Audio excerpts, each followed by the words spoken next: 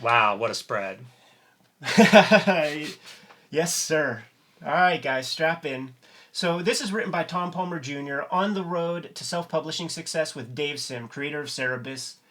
It's Palmer's Picks. For all intents and purposes, This this is is a essentially the second Palmer's Picks. correct.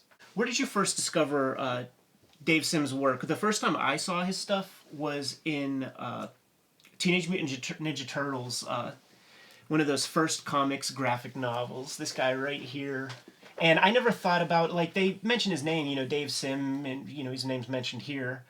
But I kind of overlooked this character because they, meaning the Ninja Turtles, would always have other anthropomorphic animal characters come through their comics.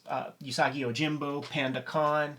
So it didn't register to me in any major way. Sim was.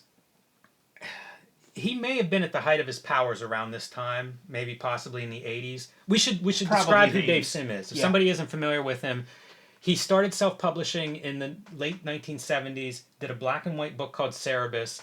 It started out as a Barry Windsor Smith knockoff of Conan about a talking aardvark. At some point early on, he declared that he was going to do 300 issues of this aardvark. So it's a limited series. Yes, limited series. And it was going to tell his whole story. And it would take whatever that is, 20 years or something to do it. 20 pages a 25 month. years maybe. But he had a plan and that was it.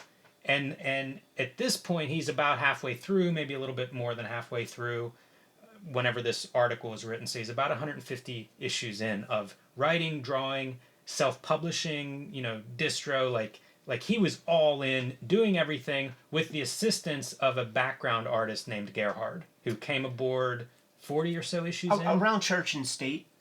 These issues, they were very limited, and ultimately he would publish these giant phone books collecting Big his innovation.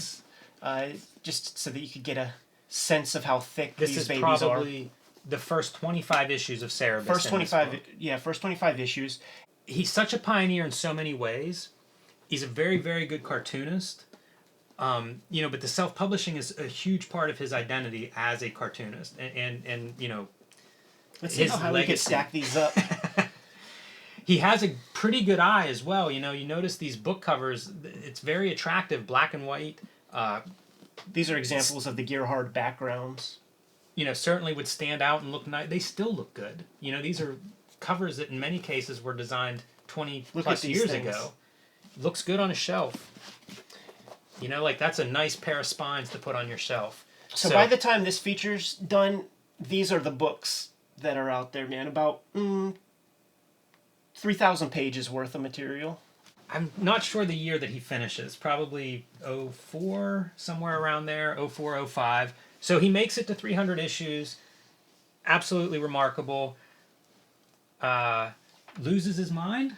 I don't know. I'm not going to make any apologies for the guy because he put out some ugly statements that are indefensible, no doubt, man. But doing a monthly book, 20 pages for 25 years, and not leaving the house, it's impossible to maintain your sanity. Right, and that's what I was going to say is he said some really stupid, shitty things, and he has bad thoughts. But we will move on from that. But you're looking at a 30-year career there of a guy who was doing something that nobody else has even come close to doing, and pioneered a lot of ideas that still continue to influence comics. The self-publishing stuff I think is something that continues on. Whenever digital kind of rose and people started writing books and self-publishing and music self-publishing. And those things were originally considered vanity projects. Comics, there was a legitimate self-publishing history of comics, and Dave Sim was one of the big proponents of it and one of the pioneers of it. It is a troubling legacy. Some of the stuff that he got into, he was one of the guys that kept Space, the small press and comics expo in Columbus. He kind of kept that afloat its first several years. He used to sponsor a prize. He used to take all the cartoonists that exhibited out for dinner afterwards. For a reason, because that was in the hometown of Jess Smith, who he was sort of battling against. So he was almost trying to buy everybody's affection. It was really freaking gross. And if you went to those free dinners, you're a punk. I was going to say, one of his big known moments is his feud with Jeff Smith. I believe I remember Dave Sims saying something about putting on boxing gloves and challenging Jeff Smith. I bet you we'll see that in Wizard. It definitely made some noise. Those two were both big, successful self-publishers, and they butted heads. This is a pretty early exposure to Cerebus, and probably for a lot of readers, this may have been their first exposure. Cerebus was a book, when I was in school, people I knew that read comics or read one comic, it would be Cerebus. Interesting. Let's take a look at the last part of Palmer's picks, and we will come back to this. Don't you kayfabers worry about that.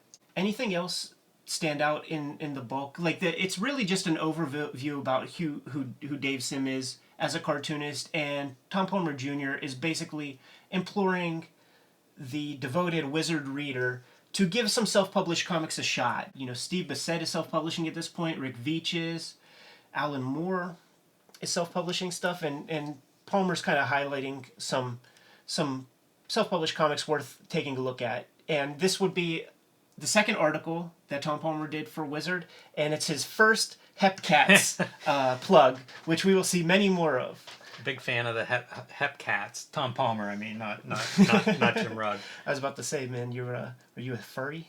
He also mentions Tundra, which is a very interesting publisher, Kevin Eastman's publishing company, and one that I'm sure we'll talk about a lot. I can think of a future article that's very fun about that. So again, Tom Palmer's picks, kind of laying the groundwork for this other piece of comics that was all new to me.